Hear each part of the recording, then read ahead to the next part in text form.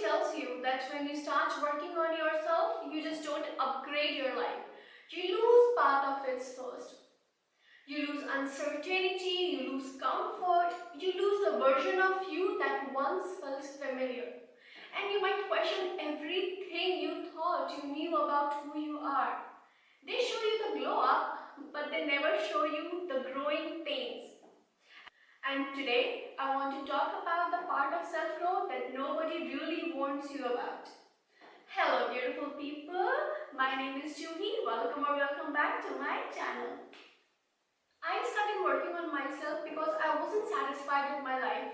Not because it was terrible, but because it was not evolving. I felt like I was moving but not going anywhere. I remember one evening sitting alone in my room, phone in my hand, scrolling for hours, and I was not laughing, not inspired, not crying, just numb.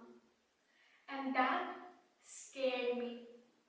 Because numbness means you are disconnected from yourself. I felt disconnected from my thoughts, from my emotions, from my surroundings. Like I was living but not present. That night I realized if I don't change, I'm going to stay stuck in a life that doesn't feel like mine. So I chose growth, even though I had no idea how uncomfortable it would be. See, social media makes self-growth looks aesthetic. Morning routines, aesthetic journals, soft girl eras, gym selfies, discipline is freedom quotes. And don't get me wrong, those things are nice, but that's not real self-growth. That's just the packaging of it. Real self-growth doesn't look good on most days. It looks like sitting uncomfortable with your thoughts, questioning your own patterns, admitting your flaws, feeling lost before you feel found. Because working on yourself isn't just adding better habits, it's unlearning who you used to be. Real growth is eternal, and because it's eternal, you can't always see how far you have come. Unlike a fitness journey where you can see muscles, you can see weight loss, you can see physical proof. In self-growth, these changes happen quietly in how you react, in what you tolerate, in what you walk away from, in how you talk to yourself. And that makes it harder because you don't always get the visible validation. Here's what nobody warns you about. Number one, growth is deeply uncomfortable. Not because it's painful, but because it's unfamiliar. You start questioning everything, your habits, your beliefs, your relationships, and the scariest part, you are alone with your thoughts. No distractions, no numbing, no noise, just you and your mind. And your mind will bring up your fears, your insecurities, your unhealed parts. You start realizing you were never lazy, you were scared. You were never broken, you were unaligned. And that awareness is heavy. Number two, loneliness. When you change, you stop resonating with your old environment. You stop laughing at the jokes that once entertained you. You stop enjoying conversations that once felt normal. Suddenly, a lot of rooms feel too shallow for you. And that's where something strange happens. You also start craving people who see you, not just hear you, but understand you. You want conversations that feel like, I don't have to perform here, I can be real. And when you can't find those people yet, it gets lonely. There was a time when my phone used to light up all the time. Plans, group chats, noise, and then it got all quiet. Not because people hated me, but because I stopped showing up to places that didn't feel aligned anymore. One night, my phone was lying silent on my bed, and I thought, okay, so this is what growth sounds like. Quiet, still, honest. The third thing warns you about is motivation fades. At first, you are fired up, you are inspired, you are writing goals, you are visualizing your dream life, and then real life shows up.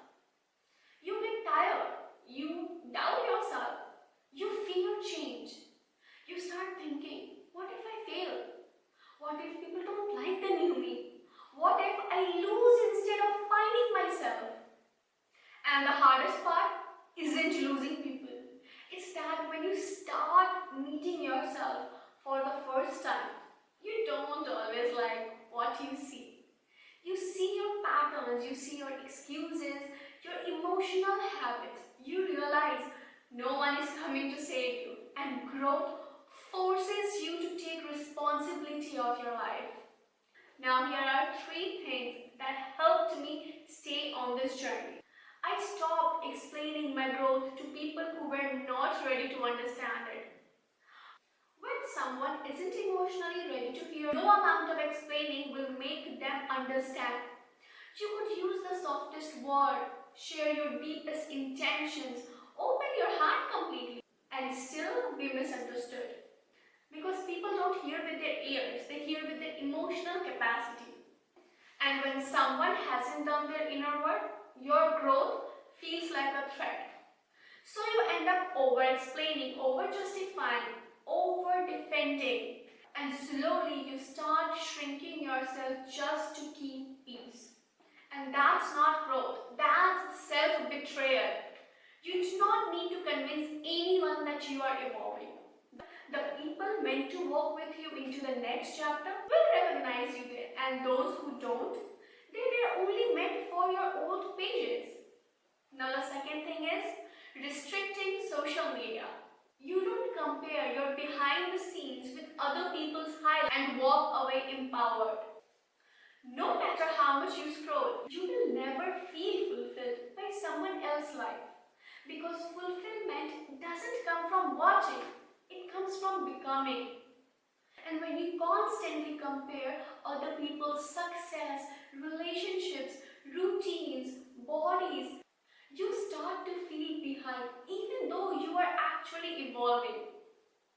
You could be doing better than you ever have in your life, and you could still be feeling that you're not enough. Not because you're failing, but because you're looking at a life from a distorted lens. When you scroll less, your mind starts to slow down. You begin to read more, think deeper, reflect instead of react, learn instead of just absorb. So every time you catch yourself comparing, come back to this. You're not here to compete, you are here to become. And the more you protect your energy, the clearer your own path becomes. Now let me tell you why, despite everything, this journey is worth it. First, growth teaches you boundaries. You realize not everyone deserves access to you. Not everyone deserves your time, your energy, your emotional labor. You stop over-explaining, you stop over-giving. You stop abandoning yourself to keep others comfortable. Even though it gets lonely, you realize something important. You would never go back to toxic people, toxic environment, not because you're cold, but because you finally respect yourself. Another thing that makes this journey worth it is emotional strength. Emotional strength does not mean you don't feel. It means you don't collapse every time life gets heavy. You still care, you still cry, but you don't lose yourself. You don't beg, you don't chase, you don't shrink. You are grounded in who you are, and that's power. And most importantly, you gain self-awareness. Well, self-awareness is where real growth starts. It means you stop blaming everyone else. You start observing yourself. You notice your triggers, your emotional patterns, your defense mechanisms. You realize, I am not reacting to the situation. I am reacting to an old wound. And that changes everything. Because once you are aware, you are no longer a victim of your emotion. You become the one choosing how you respond. Self-awareness gives you power, not over everyone else but over yourself. You find your purpose, you find what matters to you, you know who you are, and something powerful happens. You start putting your energy into yourself. Your life starts changing. You attract better people, better opportunities, better experiences. Not because you're lucky, but because your standards changed. Your mindset changed, your energy changed, and life followed.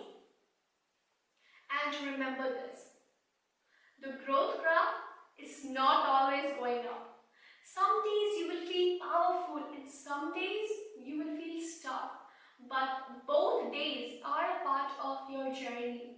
If you are working on yourself, be proud of you. You are not lost, you are being rebuilt. You are not behind, you are becoming. And one day you will look back and realize the discomfort was the doorway. Comment below what's one thing you have had to outgrow lately. A habit, a person, or a version of yourself. Thank you so much for spending your time with me, and until next time, bye.